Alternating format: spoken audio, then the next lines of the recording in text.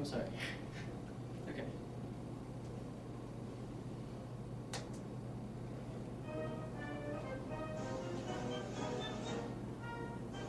Good evening, America. This morning, the 17th of December 2014, President Barack Obama delivered a monumental address announcing that the United States has decided to mend diplomatic relations with our communist neighboring nation, Cuba.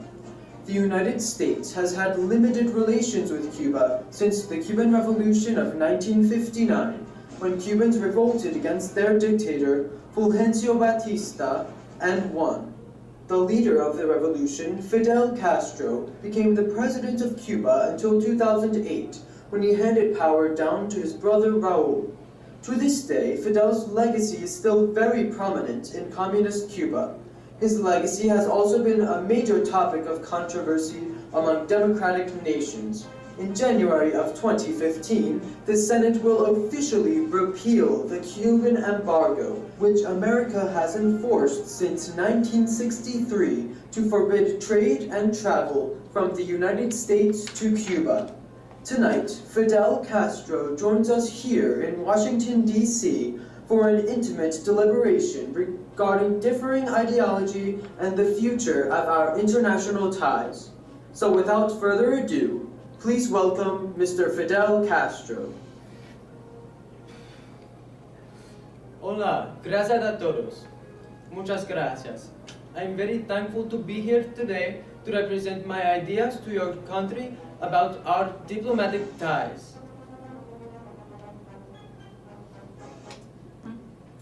During the Cuban Missile Crisis, why did you continue threatening the launch of a nuclear attack, knowing it could lead to a nuclear world war? During the Cuban Missile Crisis in October of 1962, there was a lot of miscommunication between three nations, Cuba, the Soviet Union, and the United States. This miscommunication led me to misunderstand the intentions of John F. Kennedy.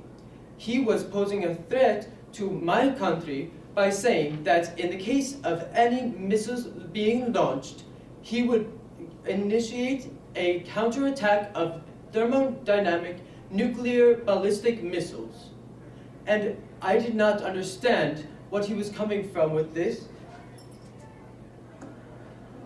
When you toured the United States in the late 1950s, giving speeches to increase your popularity, you promised that you would bring democracy to Cuba when you gained power.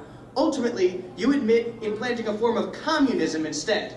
Why didn't you keep the promises that you made regarding the new democratic role that you and the Cuban government would fill?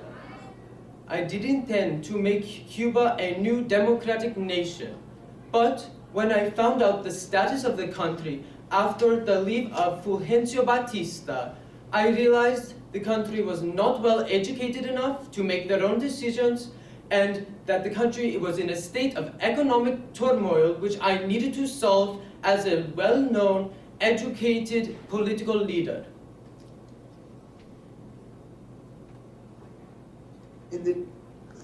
Mr. Castro.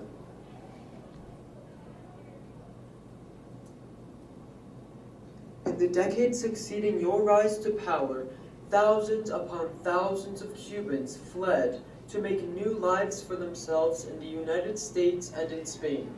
If you had reformed Cuba so drastically to improve quality of life for your people, then why were so many Cubans willing to sacrifice everything they possessed to escape? The Cubans that escaped my country in the 1960s and 70s were of the upper and middle classes. They left because they were not pleased with the way I balanced the classes and redistributed wealth in order to eradicate poverty. They left, and now the Americans only understand the opinions of the previous middle and upper class Cubans. This is not the opinion of all Cubans, as you could see if you were allowed to come to my country. You would see that I am well liked. I have done many things to reform my country, including education, economy, and social welfare acts. Mr. Castro, you have openly admitted to censoring Cuban press. While other nations developed new forms of communication and worldwide connections through the medium of the internet, you also restricted those connections. Now that the embargo has been lifted, will your brother Raul permit these commodities in Cuba? I cannot deny the fact that yes, I did censor the information that was getting out to my Cuban people. But I did this for a good reason, just like the United States has done multiple times. It is not just me.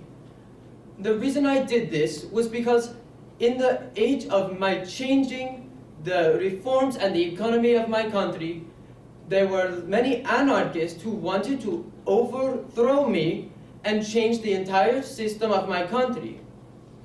And so the reason I censored the press was to make sure that American ideas and American hatred toward my systems did not escape to the Cuban people in my country. I was very popular at the time of my rise to power and my overthrowing of Fulgencio Batista. But very quickly, thanks to American ideas, I became hated. And I could not let this happen, or else my power would be weakened and my country would return to its old state of poverty and huge gaps between social classes. At the beginning of your term as president, you withheld democratic power from the Cuban people because they were not educated enough to make their own decisions or hold political office. But since the 1980s, you claim that you redefined education and produced a new generation of educated youth in Cuba. If your claims are true and Cuba really is home to the best educated demographic in Latin America, why did you never allow Cubans to make political decisions about their government? How dare you accuse me of taking away opportunities from my people? I introduced them to the new economy and educational system. My country is the best educated in Latin America, the best educated workforce, 80% of youth in post-secondary education, and I have introduced new things that no other Latin American country has done. So, you ask me why I don't let my people rule themselves? It is because you can see it would just lead to anarchy and hatred and a return to capitalist and democratic policies that destroyed the nation a few years previously. And so I cannot allow this to happen, and Raul, my brother, will not allow this either. We have the same ideas that everything we do as communist rulers is only benefiting our people. The Americans don't agree because they only see one side of the story from Cuban exiles who hated our power. But I would like to say that I will stick with my ideas, and so will Raul. And I know that they benefit my people as much as your democracy benefits you. That is all I have to say.